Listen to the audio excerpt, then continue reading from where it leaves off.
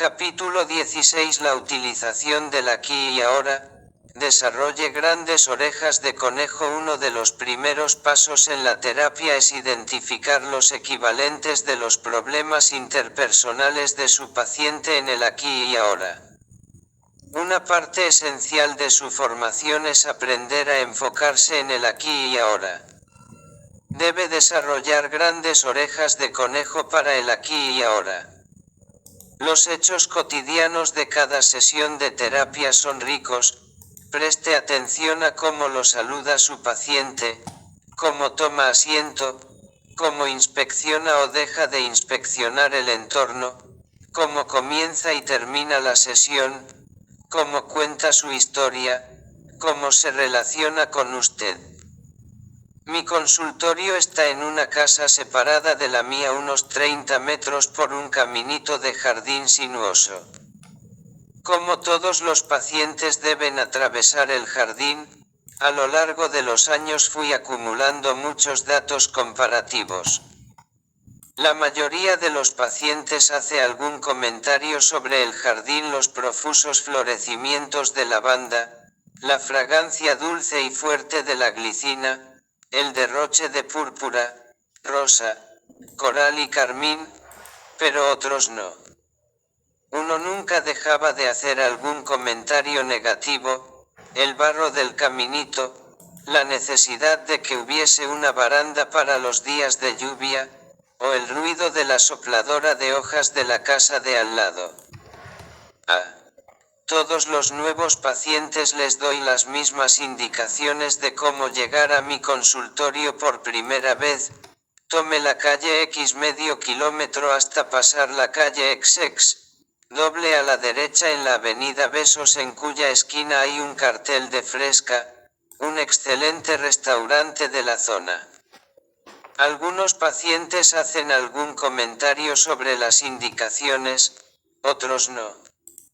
Un paciente en particular, el mismo que se quejaba del barro del caminito, me preguntó desafiante en una de las primeras sesiones: ¿cómo es que eligió Fresca como indicación en vez de Taco Tío? Taco Tío es un feísimo restaurante mexicano para comidas al paso en la esquina de enfrente. Desarrolle grandes orejas de conejo. No olvide este principio: un estímulo, muchas reacciones. Si se exponen varios individuos a un estímulo complejo común, es muy probable que tengan respuestas distintas. Este fenómeno es particularmente evidente en terapia de grupo, en la que distintos miembros experimentan simultáneamente el mismo estímulo. Por ejemplo, el llanto de uno en los miembros, o una llegada tarde, o la confrontación con el terapeuta, y sin embargo cada uno de ellos responde a ese mismo hecho de manera diferente. ¿Por qué sucede eso? Hay una sola explicación posible: cada individuo tiene un mundo interno diferente y el estímulo tiene un significado distinto para cada uno. En terapia individual prevalece el mismo principio, solo que los hechos ocurren secuencialmente en vez de simultáneamente, es decir, muchos pacientes de un terapeuta están, a lo largo del tiempo, expuestos al mismo estímulo. La terapia es como un test Rorschach viviente. Los pacientes proyectan en ella percepciones, actitudes y significados desde su propio inconsciente. Personalmente, desarrollo ciertas expectativas básicas porque todos mis pacientes se encuentran con la misma persona. Suponiendo que yo sea razonablemente estable, reciben las mismas indicaciones de cómo llegar a mi consultorio, entran en el mismo cuarto con los mismos muebles. Así la respuesta idiosincrásica del paciente resulta profundamente informativa, una vía regia que nos permite entender el mundo interior del paciente. Cuando se rompió el picaporte de la puerta mosquitero del consultorio, impidiendo de ese modo que la puerta cerrara bien, Mis pacientes respondieron de muchas maneras. Una se la pasaba forcejeando religiosamente un buen rato y todas las semanas se disculpaba como si ella misma lo hubiese roto. Muchos lo ignoraban mientras que otros nunca dejaban de señalar el defecto y sugerían que debería arreglarlo. Algunos se preguntaban por qué tardaba tanto en hacerlo.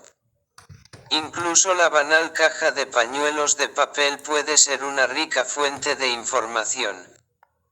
Una paciente se disculpaba si movía ligeramente la caja cuando extraía un pañuelo.